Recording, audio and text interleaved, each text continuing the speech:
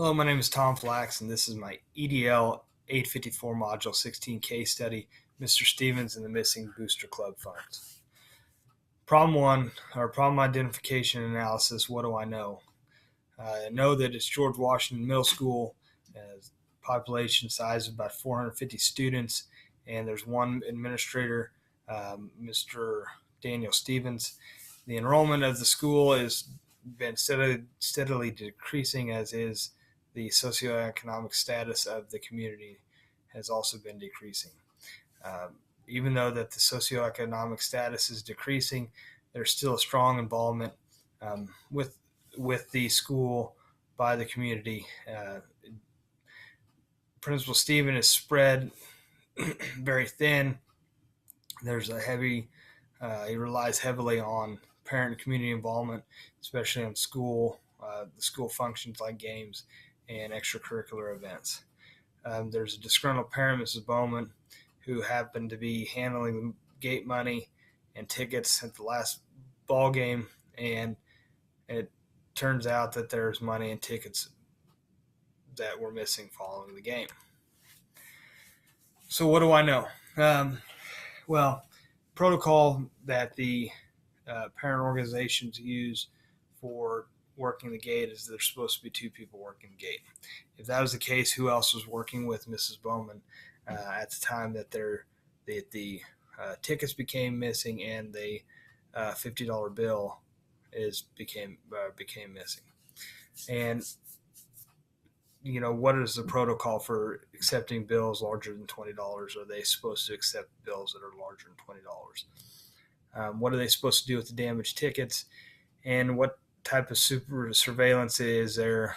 Is there cameras or anything like that cover the gate area or entry area, and even the concessions area as well?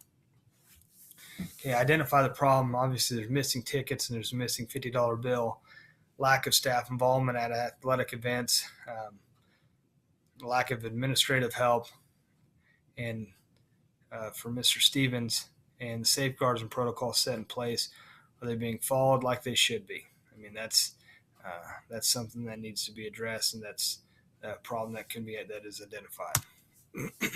So, how do I take action, or what's the plan of action with appropriate strategies for implementation?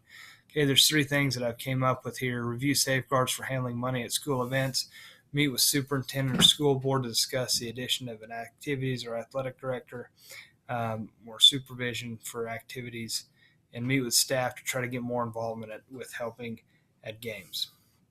Obviously, in reviewing safeguards, meet with the parent groups, lay out the expectations, the guidelines, policies, and procedures. Have some sort of review sheet at the gates to help with these things. Meet with Ms. Bowman to discuss the discrepancies with the gate money and the tickets. I think Mr. Stevens would be it'd be beneficial if he would, talk with the superintendent to see if he can't get some extra help with coverage at events. It probably would help decrease any chance of wrongdoing, or it would minimize any wrongdoing as well. And talk with the staff to see what kind of things can be done to help maybe help increase their involvement. I think it would benefit not only them, but I think it would help benefit the school as a whole and the community, and the students would greatly, I think, appreciate it as well. All right, so now we need to resolve the issue and focus on the student's success. So there's additional administrative supervision. I think this would lessen the load for Mr. Stevens and to help him, maybe to be able to assist in other matters and not have to focus solely on, or, after school, go directly to games and help those things out. Increased staff involvement. This would help eliminate putting parents in tough decisions, especially in dealing with money. Having increased staff involvement is also going to help with community relations as well. Free up parents to be parents and cheer and things like that. There's nothing wrong with them helping out, but maybe just helping with some of those situations would be good. revere the safeguards. This could very easily be the best thing for the parents, the community members to hear. Explain why it's important, why they're doing these events, and why they're helping, and why we have these provide opportunities for success for the students. Um, Meet with Mrs. Bowman. Obviously, something's not adding up, and then he needs to meet with Mrs. Bowman to clear it up, find out what happened, and also I think have an explanation of why these events take place and why we need them to benefit the students. Define the problem. What was I thinking, feeling, and valuing as I respond to this problem? I think the first thing that I was thinking is what needs to change in the process of collecting the gate money. Something needs to change, whether it's more personnel, making sure that there's different people working so it's not always the same people. What would extra help do for Mr. Stevens and the school to make these and the school to make these changes more effective? So what would happen if he's got more help? Would that lessen his load? And would he be appreciative of it? Kind of the feelings that I've had. I think there's a feeling of frustration for the lack of the help he has. He's dealing with 450 students on a daily basis, and then you throw in working with. Then you throw in having to work games and things like that. I feel for him because that's a lot of work and a lot of effort on top of just the regular everyday principal duties.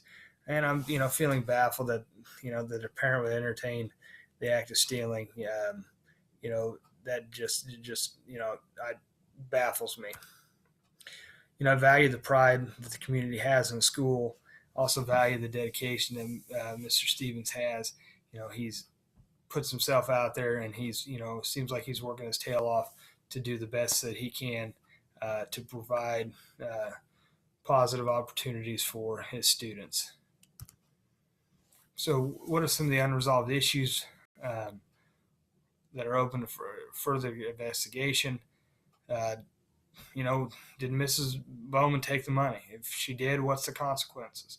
Will Mr. Stevens get more help with supervision?